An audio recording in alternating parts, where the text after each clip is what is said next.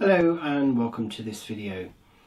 I thought today I would like to sort of talk about, no, scratch all that. Hello and welcome to this video. Today I thought we would talk about today's society, more specifically about the exchange of love. Something that I've observed for many decades now, and have learnt more and more about, quite recently, is the fact that our society is based on conditional love. A lot of people, I feel, don't really know what real love is, and I fear that a lot of young people nowadays are being bombarded by social media, being bombarded by the media in general, and are bombarded by society, and probably more specifically home life, where they see and potentially experience conditional love. And what do I mean by that? We live in a society where pretty much everybody's out for something. Everybody wants something from you. They either want money, time, emotion, your life, and such like. And so what tends to happen is it makes people a little bit selfish. It makes people think, well, when they get older, they then begin to start thinking, well, actually, no, I want this for me. I want to earn this money, and I want it to be for me only, and I want it to be, for myself, and I want to go out and buy my own things, and I want to keep it for myself, and I want it in my own little place. Or they begin to start thinking, well, I'm not really that happy about what my parents brought, what my parents' relationship is.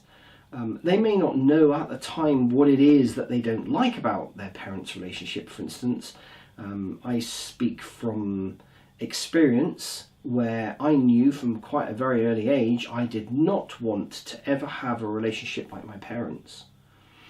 My parents' relationship was based completely on conditional love, or it was all very much, well, I will show you X if you give me X, or give me Y, and then it was done the other way around. So, and then there was this whole struggle about, there was this whole struggle about, my mother, for instance, in order for her to have something, she had to lie, she had to be, if you like, selfish in what she wanted. So if she wanted to buy a dress, for instance, she had to lie in order to, and I distinctly remember my parents arguing about this.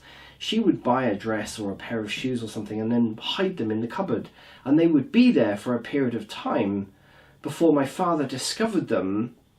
And then, there would be an argument, and it would be sort of, well, how dare you do that, and blah, blah, blah, blah, blah. This is my money. How dare you go out and spend my money, or my housekeeping, or whatever it was. And so I grew up in that kind of environment, and I just always distinctly remember thinking, I don't ever want to be in a relationship like that. And there was this power struggle. And if you actually observe an awful lot of relationships, you will hear the language that's being spoken. Oh, well, I'll allow you to go out drinking with your friends tonight if I'm allowed to go out drinking, on Saturday with my friends. That's condition. That's a condition-based exchange. And the same applies with things like, I have actually been in relationships before where, you weren't actually allowed to do anything, to show any form of affection or passion to someone, unless they allowed you to do something, or that you allowed them to do something else in return. And it's horrible. It really is horrible. And so young children grow up to start thinking, well, maybe this is the way things are.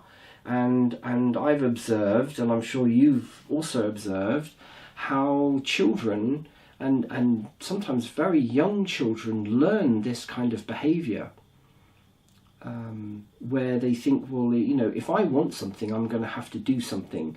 So if I want to go out with my friends tonight, to this party or whatever, I'm going to have to go and clean the car or something. Or it could be that the parents, turn around and say, well, yes, you can go out with your friends tonight if you go and clean the car, or you do the washing up, or you do X, Y, and Z. So there's this constant exchange of, well, I want something from you. If, you want something to do, you need to do something for me. So where does that bring us? Well, it took me a long time to realise myself, from my own point of view, it took me quite a long time to realise that actually that's not a very good foundation for relationships in any form. And I'm thankful now that I have actually met somebody and have been, married to them for quite a number of years, more than all of my previous marriages, because there is no conditions laid down with anything. We don't have conditional love. We don't have conditions of emotions set down. If I want to do something, then I know that my wife will support me. If my wife wants to do something, then I will support her in whatever it is she does. I don't say to her, well, I'll allow you to do that if, you allow me to do X. I will let you do Y if you give me X. And things like that, which is mind-blowing, to be honest with you. And this, to me, is where you begin to realise what real love is about. And the other thing that's prompted this video is that I belong to several professional and non-professional forums on various different subjects, mainly to do with psychology and lots of other subjects. But it's one of the things that comes out in the language that people speak, because they say, I'm not allowed to do X. I don't have the freedom to do Y. I can't do this because my husband won't let me do it. I can't do that because my wife disagrees with it. And this is all conditioning. It's conditioning. It's the wrong kind of exchange of love. It's a conditional system that we seem to live in. We go to work, we dedicate our time and our effort and resources in order for money. That's a conditional exchange. We live in that society. If I will do a job for you, but you have to pay me. An unconditional thing would be, that you would give somebody something. You would offer your time to somebody for absolutely for nothing in return. That is unconditional. And especially if you're in a relationship, unconditional love is one where you are 100% supporting your partner in whatever it is. There isn't any bartering. There is no conditions laid down in order to do what you want to do or what your partner wants to do. And that is about flexibility. I always remember one of my psychology tutors saying that the people that get the most out of life are those who are more flexible.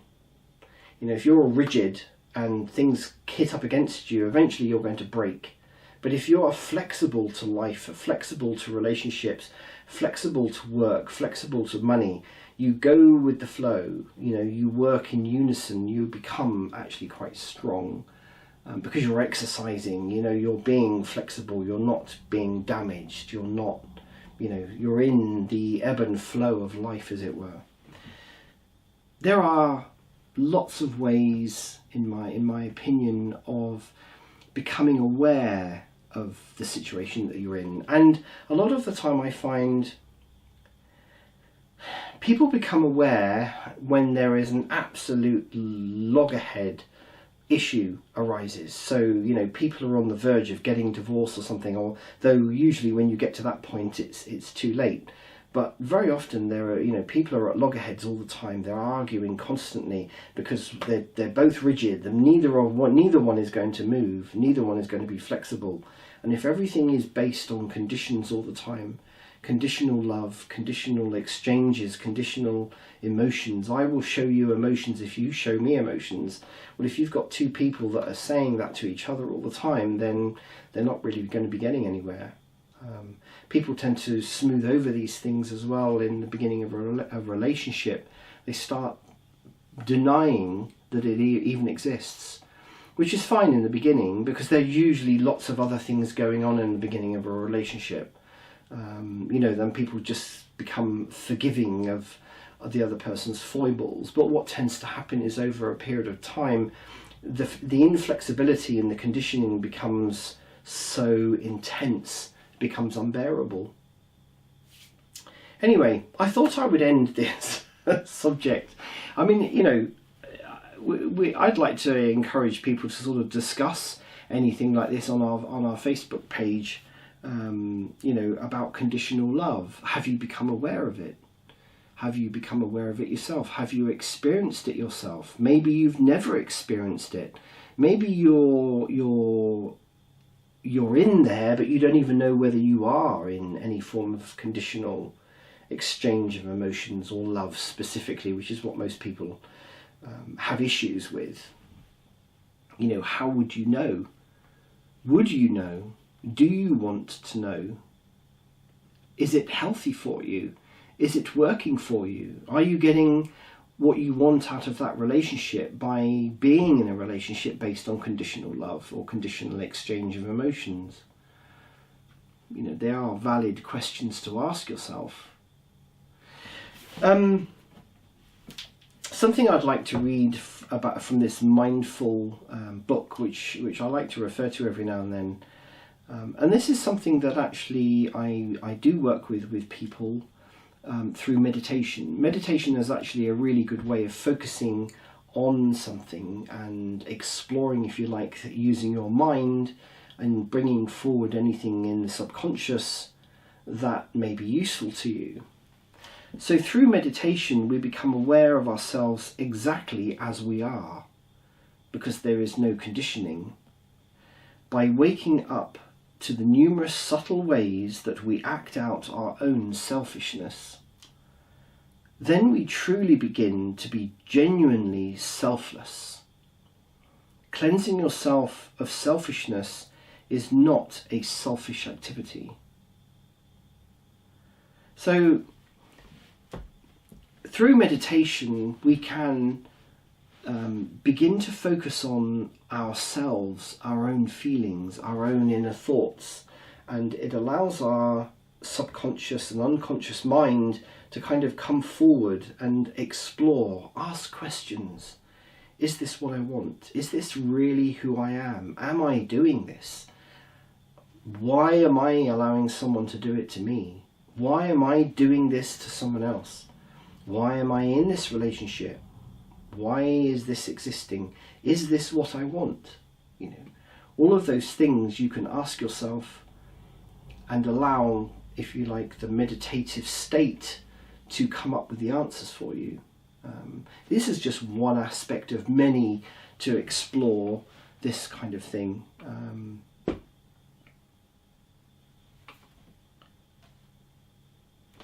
And then I suppose, this next one is actually quite interesting. Sorry, I just sort of flicked over to see the next one.